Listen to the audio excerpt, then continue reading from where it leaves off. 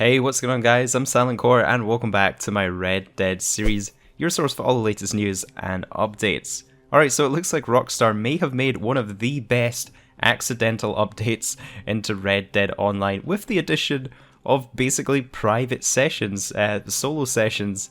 You may have noticed if you're on PlayStation 4 or Xbox One in particular, if you've been playing Red Dead Online this past week or so, when you load into the game it's almost giving you your own session.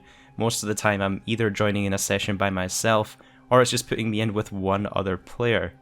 And playing in low populated lobbies versus full servers is just such a different experience. When you're in a smaller lobby, you're going to actually have things spawn properly, the game's going to work properly for you, you're going to have even legendary animals spawn, you're going to have encounters spawn, random events, all these things are going to be working in these low populated lobbies. And the main reason for this is just the lack of dedicated servers.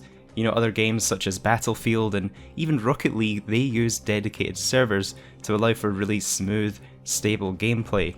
Whereas Red Dead Online actually works on peer-to-peer connections, so the connection in your lobbies is actually dependent on the connections of the other players inside said lobby. So as soon as you get maybe around 15 or more players in a lobby, the game just completely seems to break. And this wouldn't be such a game-breaking issue if Rockstar were willing to give us the ability to have private sessions or start a solo session similar to what you can do in Grand Theft Auto Online, but Rockstar just seemed to be completely opposed to this idea. Now there was actually a leak that Rockstar Intel reported on back in 2018 when there was some game code found relating to private sessions and also relating to the Rockstar editor, and that was actually found in parameters in the game code.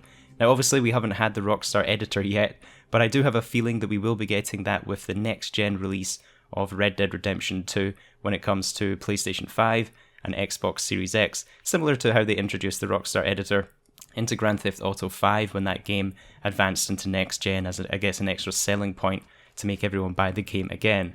But unfortunately private sessions isn't something we have had any news or further leaks on.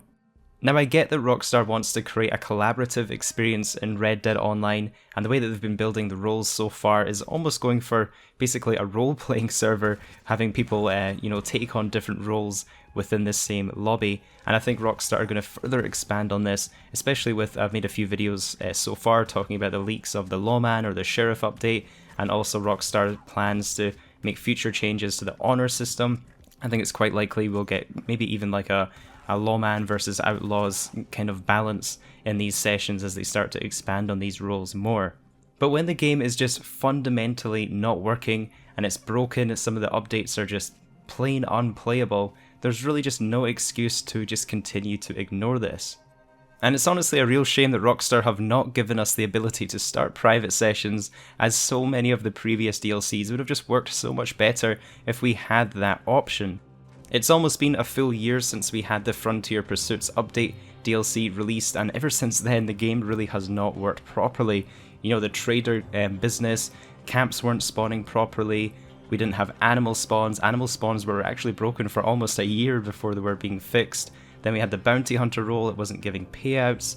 Then the Moonshiner update was plagued full of black screens, you'd lose all your moonshine that you'd created. And then the Naturalist update introduced some of the worst disconnection issues we've ever seen in Red Dead Online. There was a few weeks where I was struggling to even stay connected for 10 seconds or more in a public session.